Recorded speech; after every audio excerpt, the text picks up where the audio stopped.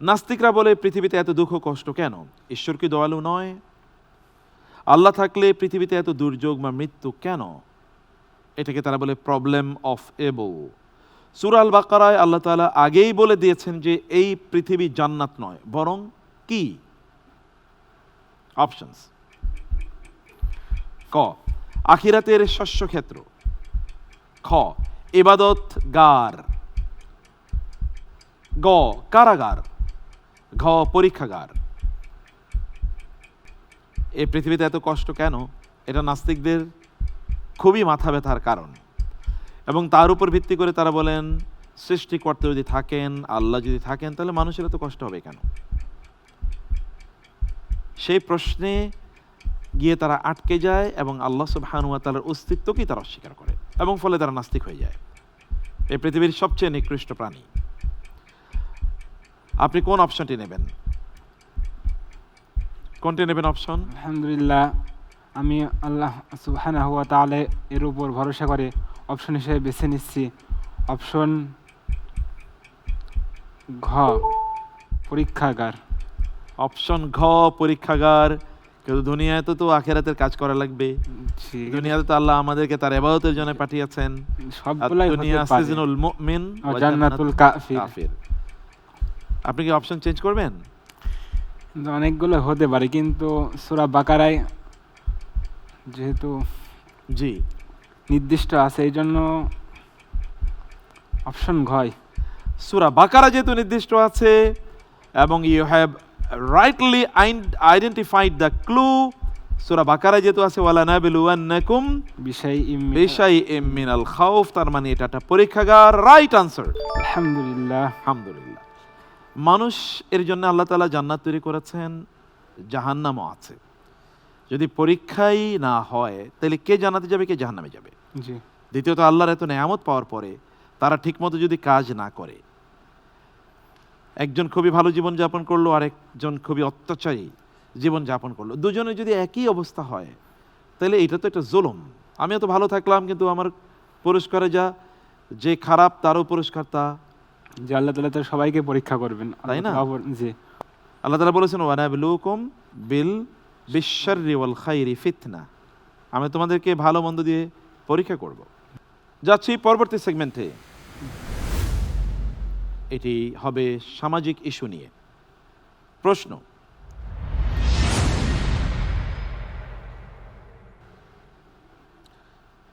Christmas বা হ্যালোউইনে মুসলিমরাও আজ party করে, আমরা বলি কালচার। অথচ ইবাদুর রহমান বা আল্লাহর বান্দারা বাতিল উৎসবে সাক্ষী হয় না। আয়াতটি কোথায় আছে এবং আয়াতটি কি? অপশনস: ক, সূরা ফুরকান আয়াত নাম্বার 72; খ, সূরাতুন নূর আয়াত নাম্বার 35; গ, সূরাতুল বাকারা আয়াত নাম্বার 256; ঘ, সূরাতুল মায়েদা আয়াত নাম্বার 3। আপনাকে দুটো কাজ করতে হবে। জি, আয়াতের কোথায় আছে তা লোকেশন বলতে হবে, অ্যাজ ওয়েল আয়াতটি উল্লেখ করতে হবে। আলহামদুলিল্লাহ, আমি অপশন হিসেবে বেছে নিচ্ছি অপশন ক, সূরাতুল ফুরকান। জি, ওয়া ইবাদুর রহমানিল্লাযীনা ইয়ামশুনা আলাল আরদি হাওনা ওয়া ইযা খাতাবাহুমুল জাহিলুনা ক্বালু সালামা। তো আয়াতটি হচ্ছে তারা বাতিল উৎসবে সাক্ষী হয় না। আয়াতটি ওয়াল্লাযীনা লা ইয়াশহাদুনা আয-যূরা ওয়া ইযা মাররু বিল-লাগওয়ি মাররু কিরামা। আপনি অর্ধেক উত্তর দিয়েছেন, বাকি অর্ধেক আপনি উত্তর দিতে পারেননি। আমরা উত্তরটি নিয়ে নিলাম রাইট আনসার। আলহামদুলিল্লাহ। আলহামদুলিল্লাহ, যদিও আপনার আয়াতটি আরো প্রিসাইজলি বলা দরকার ছিল। জি, যাচ্ছি নেক্সট সেগমেন্টে। এই সেগমেন্টে আমরা 3 মিনিট সময় পাবেন। এটা শানে নজুল সংক্রান্ত প্রশ্ন। মক্কার কুরাইশরা মদিনার ইহুদি নেতা কাব বিন আশরাফকে সাথে নিয়ে নবীজি সাল্লাল্লাহু আলাইহি সাল্লামকে মূলহীন বা নির্বংশ বলে উপহাস করেছিল। এর জবাবে আল্লাহ সুবহানাহু ওয়া তাআলা কোন সূরার মাধ্যমে পাল্টা ঘোষণা দেন যে রাসূল নন, বরং তার শত্রুরাই নির্বংশ? অপশনস: ক, সূরাতুল মাউন আয়াত 1 থেকে 3; খ, সূরাতুল লাহাব আয়াত 1 থেকে 2, গ সূরাতুল ফিল আয়াত 1 এবং ঘ সূরাতুল কাউসার আয়াত 3। আলহামদুলিল্লাহ, আমি উত্তর হিসেবে বেছে নিচ্ছি অপশন ঘ, সূরা কাউসার। সূরা কাউসার খুবই সহজ প্রশ্ন ছিল, আপনি রাইট আনসার দিয়েছেন। আলহামদুলিল্লাহ। আলহামদুলিল্লাহ। আমরা আসছি লাস্ট সেগমেন্টে। এই সেগমেন্টে আপনি সর্বমোট 5টি প্রশ্নের উত্তর দিতে হবে, সময় পাবেন 2 মিনিট। জি। চিন্তা করার কোনো সময় থাকবে না। প্রশ্ন,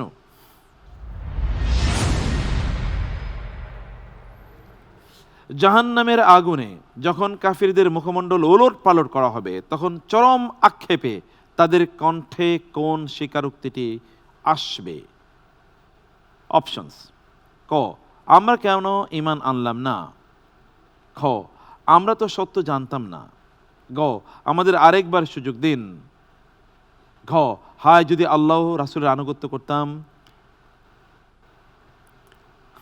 আলহামদুলিল্লাহ, আমি অপশন হিসেবে বেছে নিচ্ছি অপশন ঘ, হাই যদি আল্লাহ রসুলের আনুগত্য করতাম।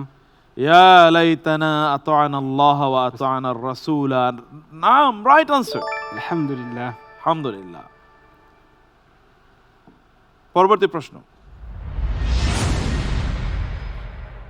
আল্লাহ যাদেরকে কিতাবের উত্তরাধিকারী বানিয়েছেন, আমল ও আচরণের ভিত্তিতে তাদের কয়টি শ্রেণীতে ভাগ করা হয়েছে? অপশনস: ক, 2 ভাগ সৎ ও অসৎ। খ, 7 ভাগ পর্যায়ক্রমিক। গ, 3 ভাগ জালিম মধ্যপন্থী অগ্রগামী দল। ঘ, অসংখ্য ছোট বড়। সময় পাবেন না। আমি অপশন হিসাবে বেছে নিচ্ছি অপশন ক, 2 ভাগ। অপশন ক, আল্লাহ বলেছেন ফামিনহুম যালিমুন লিনাফসিহি ওয়া মিনহুম মুকতাসিদ ওয়া মিনহুম সাবিকুম বিল খায়রাত। গ is the right answer, but you have chosen wrong answer. আলহামদুলিল্লাহ।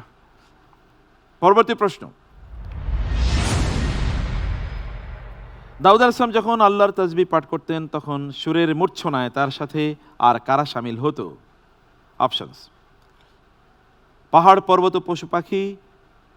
খ, আরশবাসী ফেরেশতারা। গ, সাগরের সকল নদী নালা ও বাতাস। ঘ, মৎস্যকুল। আলহামদুলিল্লাহ, অপশন হবে অপশন ক, পাহাড় পর্বত ও পশু পাখি। পাহাড় পর্বত ও পশু পাখি। ইয়া জিবালু আউইবি মাআহু ওয়াত-তায়র। Right answer. আলহামদুলিল্লাহ। আলহামদুলিল্লাহ। Next question,